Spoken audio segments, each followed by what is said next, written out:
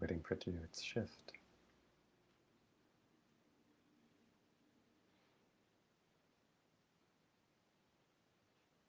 Yeah, okay. I think I've solved why it does that. All right, cool. The last several videos, it will show some seemingly random number of minutes on the live thing, but I've come to recognize, oh, I think it may start counting when I boot up the live stream screen, whether I hit submit or not, whether I hit begin the live video or not.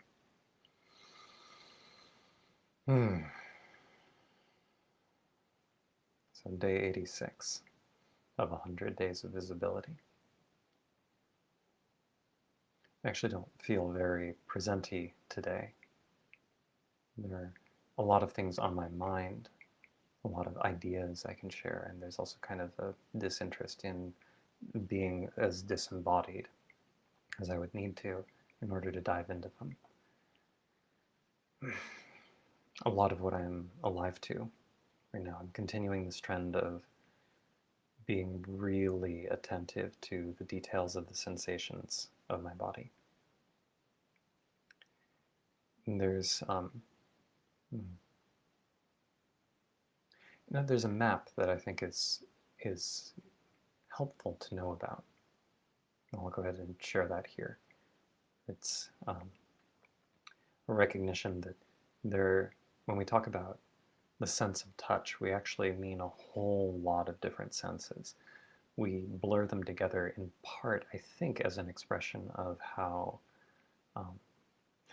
out of touch we are with what the sense of touch even is. It's helpful to notice because when we start zooming in on that and we notice how they integrate, it highlights something about what is touch actually like. You can think of the icons of the five senses. You have the eye for sight, the ear for sound, the nose for smell, the tongue for taste, and the hand for touch. And that makes sense because that's what you touch with. But which organ is actually your touch organ? It's not your hand. Like you can feel with your elbow, you can feel with your face. Is it your skin? But I mean, probably the easiest example to. Well, I mean, you can feel food in your mouth, and it's like this is not skin on the inside, or maybe it is a kind of skin, but it's not really. You can feel sex. That's like particularly as if for women, vaginal sex is not about skin on the inside. It's so, but that's definitely a sense of touch. And what about when you have a belly ache? That's not about the skin. So the skin is a medium, but it's not what it touches about the same way that if you were to plug the ears, sound vanishes. If you pluck out the eyes, sight vanishes. It's not the same thing. It's not clear what you would remove in order to remove touch. I mean, you have to do something like remove the head. So there's, I don't have the list enumerated off the top of my head, but I'll just highlight some of the different senses of touch that we have. There is the tactile sense. This is the one that lets us know that when touching metal versus a cat's fur versus carpet, that versus sand. Like each of them have a different texture to them. They have a different tactile feeling to them. That's one sense of touch. Another is pressure. Like just the sense of like how much pressure do I feel in the room? How much when I'm pushing on something, how much force can I feel? So the sense of overall net force, pressure. It's how we tell how heavy an object is. We feel it with the sense of, oh, okay, this is about yay heavy. And it's from the sense of, the version of the sense of touch that's about pressure. There's also temperature. And which at least for me, I think this is pretty common, but at least for me is conflated with a part of texture. There's some overlap between temperature and texture, which is why it can be confusing whether, when touching something cold, whether it's wet. I notice that there's some sort of flip that happens in my experience. So there are three senses of touch that are fairly separable. Like feeling the baking heat of the sun is very different from if you actually felt the sun's rays pressing down on you and you had to push against them. Which is different still from, like, what would it be like to touch the light? Right? So there are already three senses of touch. There's another sense of touch, proprioception, which is the ability to know how your body is positioned in space without using other cues like sight. So it's what lets me like clap my hands behind my head. I can't do it by coordinating. I mean, I guess I have a little image here, but I don't have to use it. I can do it with my eyes closed. And my ability to do that, I mean, it's varying, right? Because it's like you close your eyes and you try to bring your fingers together. It's a little harder than if I'm using my vision and I can correct with my sight. So there's crossover between all of the senses. They all work together. But the ability to tell how the body is distributed through space, and that's a really basic one. That's a version of the sense of touch. It's part of somatic intelligence. It's part of what's involved in being an athlete. You really need to track that. But you also need it for things like walking. You have to be able to feel where your feet are and have that feedback loop happen. Otherwise, you can't tell, do I put my foot forward or not? Is my foot forward or isn't it? And one of the quirky bits about phantom limb syndrome, where somebody has to have a limb amputated, but they still feel the limb there and the limb hurts. It's phantom limb syndrome. It's surprisingly common. Part of the feedback loop that's happening there is the brain's map of the body hasn't updated such that there is no longer the limb there. So that lack of update means that there's still an anticipation that there's a sensory input. There's almost like a proprioceptive projection, but there's no limb to give feedback, so the brain projects pain. Pain is actually not a sense. It's not an input. It's not an input to the brain, it's an output from the brain. It's a label that the brain gives to sensation in order to give it the right kind of charge to activate the rest of the body system. So the pain is, there is an error. It's basically an error signal. So the fact that that is possible, the fact that you can have phantom limb situation, is coming from the brain's feedback from proprioception, which is this fourth version of touch. There's a fifth version of touch, which is sort of more like the first three, which is nociception, which is the closest thing we have to pain.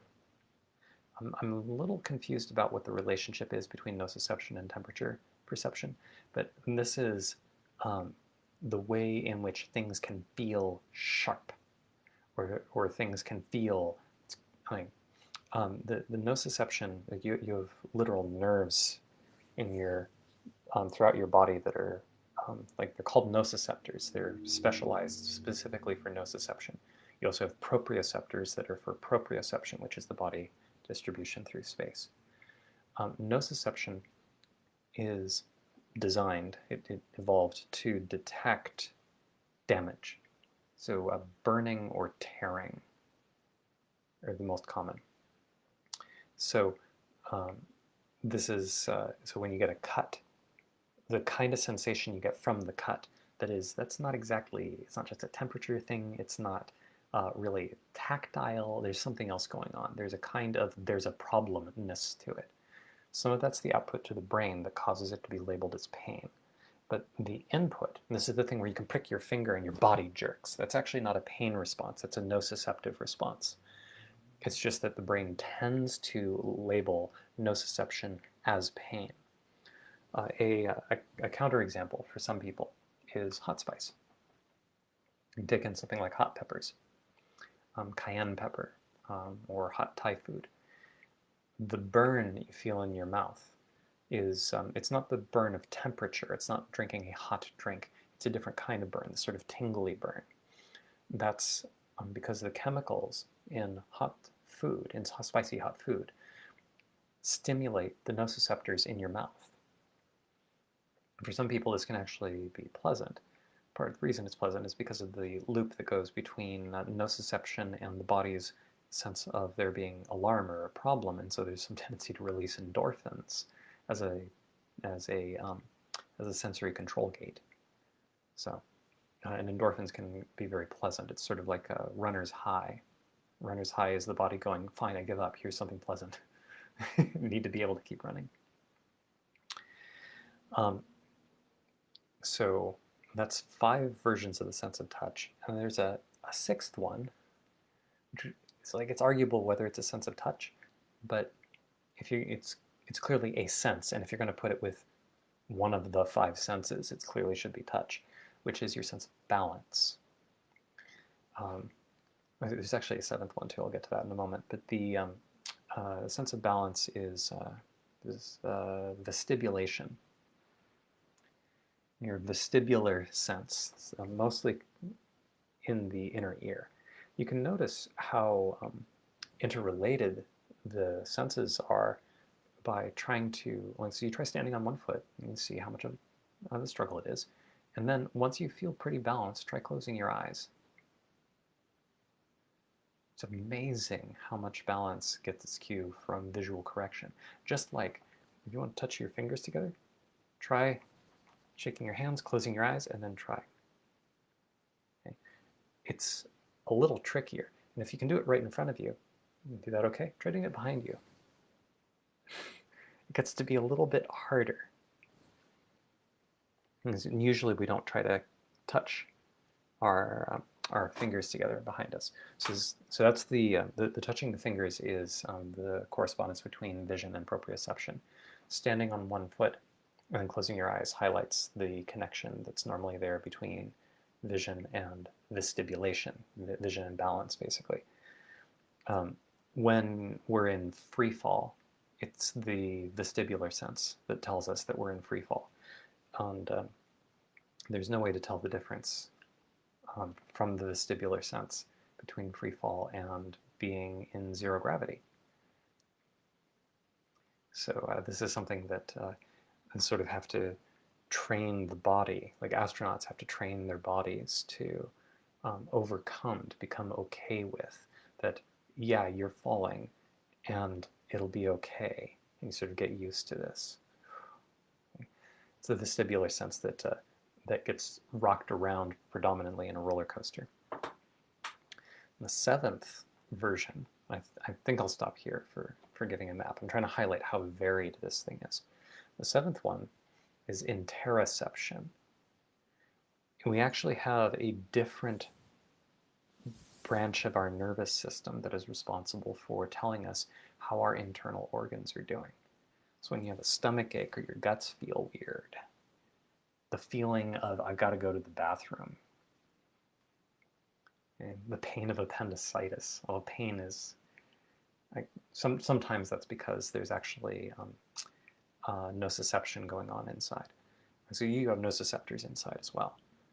In fact, I think the only area of your body where you don't have nociceptors is inside your brain.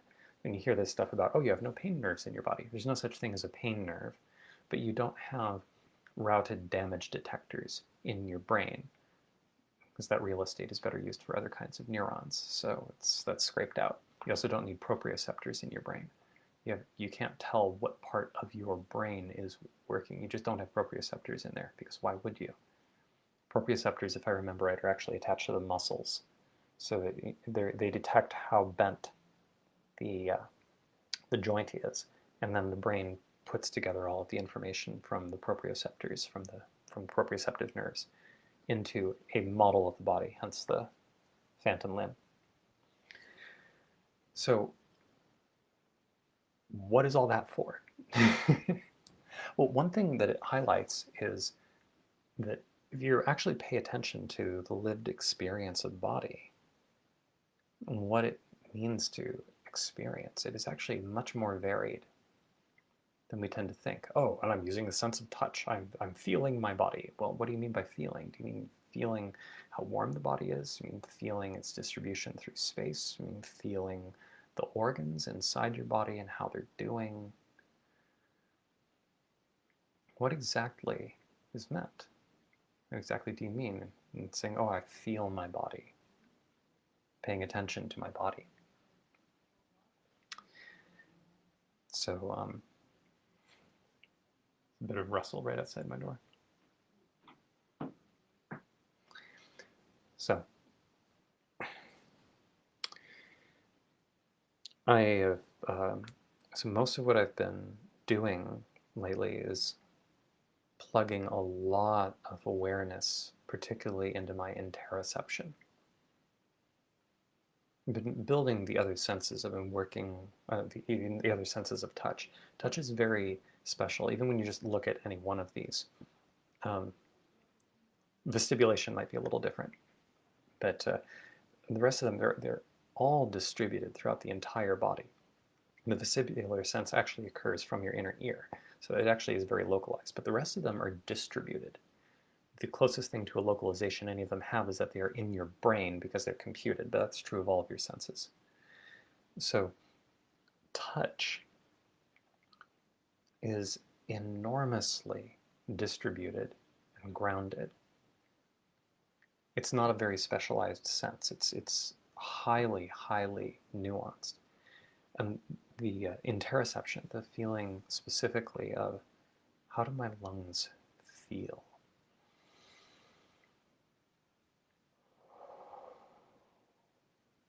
Can I feel my heart beat? Some of that's coming from the pressure sense, feeling the pulse in my hands. But there's a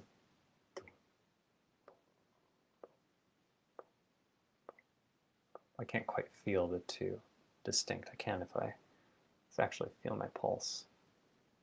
But my interoception isn't quite good enough to feel all the nuances of my heartbeat yet. Feeling my intestines, feeling my liver. It's a little trickier to feel my spine. That's mostly through proprioception. It's a different neural route. So just paying attention to these sensations and being with them. And by being with, I mean paying attention and keeping attention on them. It looks like the sun is starting to come out. It's going to do some interesting things to the video in a minute.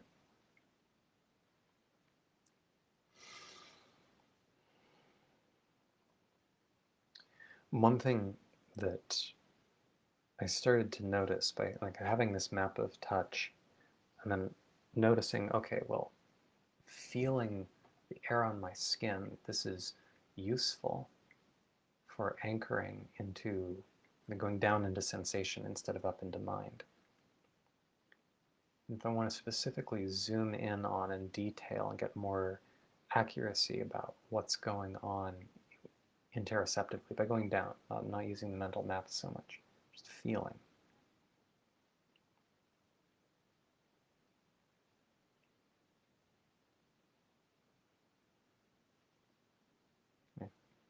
One thing that started to become a lot more alive to me is something like how wet and soft the inside of the body is.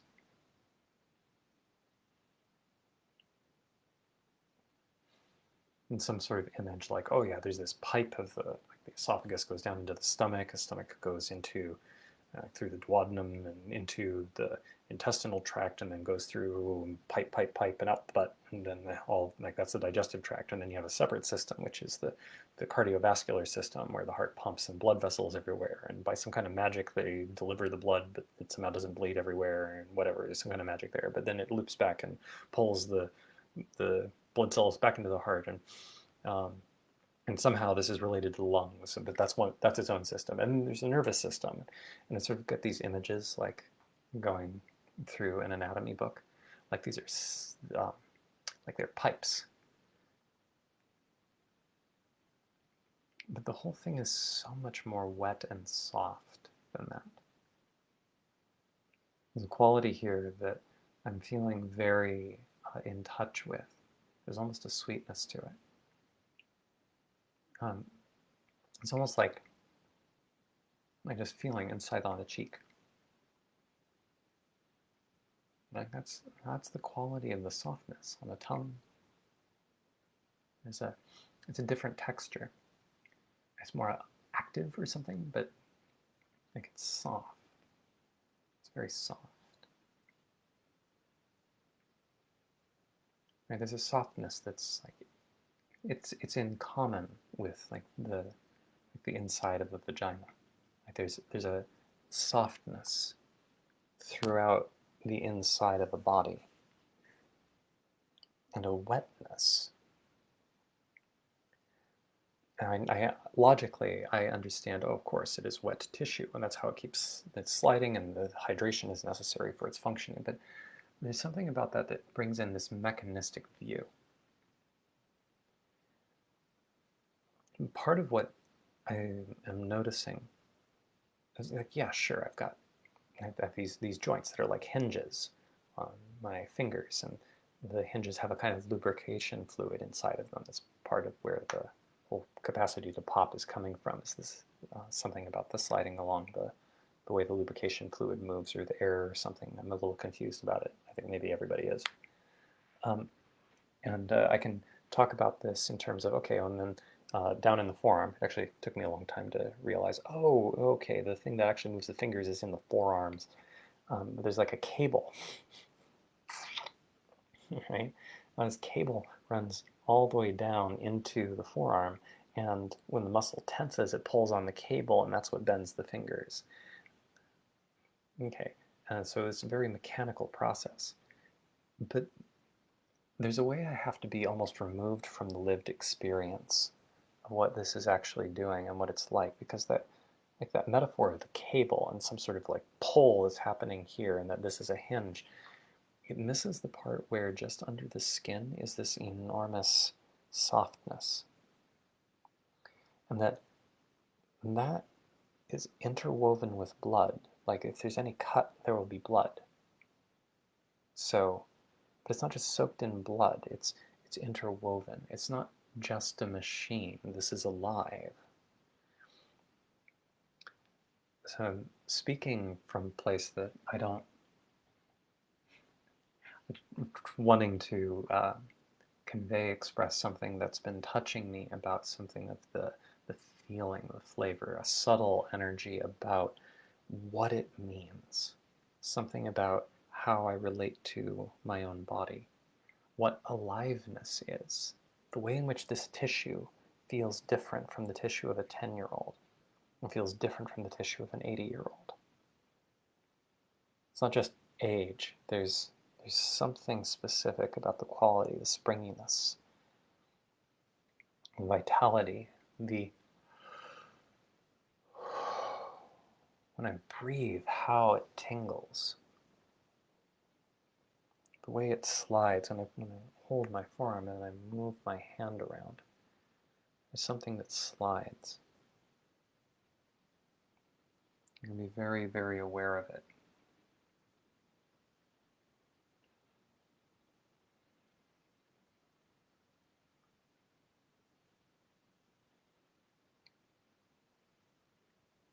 I can feel the importance of doing this. This feels like a return to something that I got in Mexico, and a deepening of it. In Mexico, it was partially chemically derived, and the detail of the somatic experience slowly faded over the months. Now it's rebuilding just because I'm choosing to pay attention to it, and it's very grounding.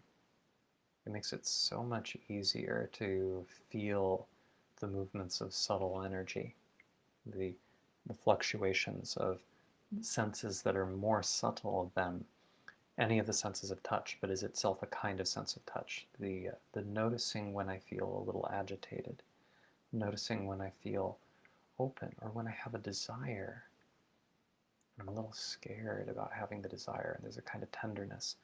The tenderness, uh, mm, the softness and the wetness and the sensitivity is giving me a very clear somatic anchor for the feeling of vulnerability. It's hard to get more vulnerable than the tissue that is inside the body. Feeling that being touched. This is part of why kids put things in their mouths, like little kids when they're going around and sticking all kinds of things in their mouths, because the sensation is fascinating. And it's more sensitive than the skin. And it's not just hunger. Kids don't go around just putting things in their mouth because they're hungry. They do, but that's not the only reason. It's more complex than that. So, although, funny quirk about me, I never did that apparently. My parents never had to fish anything out of my mouth. They did out of my sister, but not me.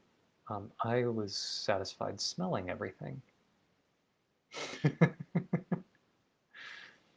Go figure.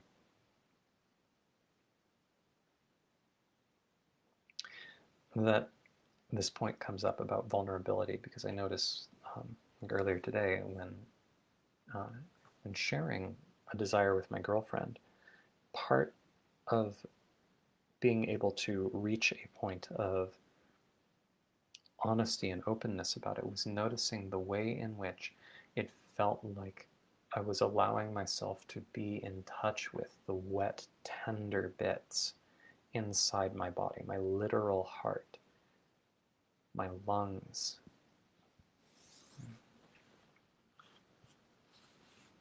All of this, there's just so much going on in here all the time.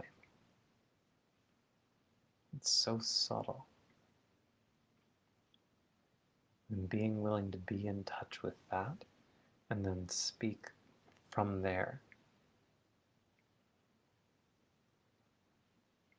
I have so much clearer a sense of how little I actually know about what it means to be kind. I'm not completely ignorant but most of what I think I know is in the mind, and the mind is going off creating these fantasies that are where it does things like pretend that the stomach is a sack and the sack squishes, but it's so much more sweet than that, so much more alive than that. When I'm paying attention to it, I can actually feel it. So there's a disconnect between how the mind thinks about the body and what the lived experience of the body actually is. The longer I spend really feeling what's going on, the more the mind shifts its models. But there's a kind of, there's something different here. There's something different. What is that?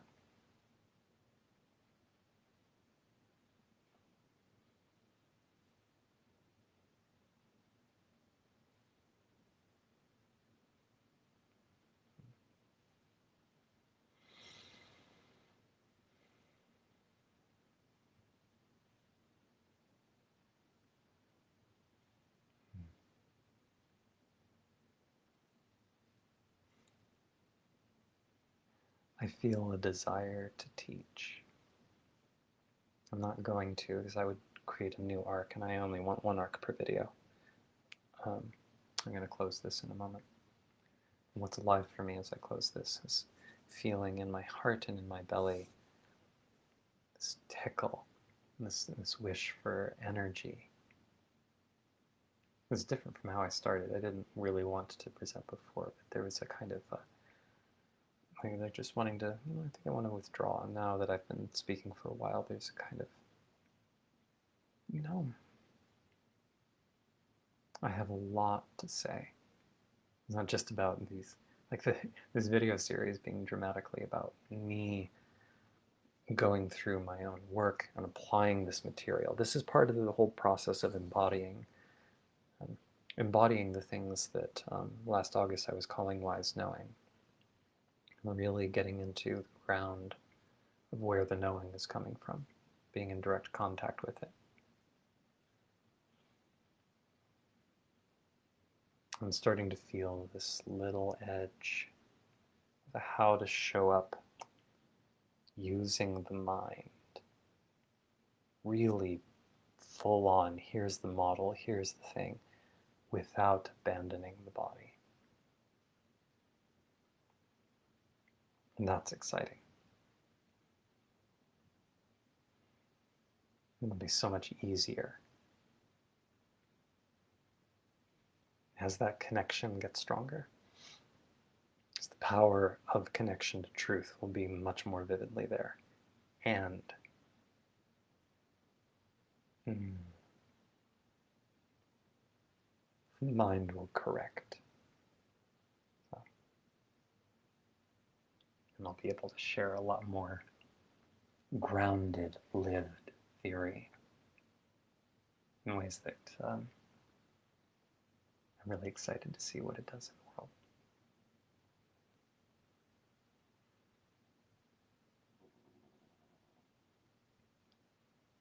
Yeah, and that's it for today. Thanks for watching.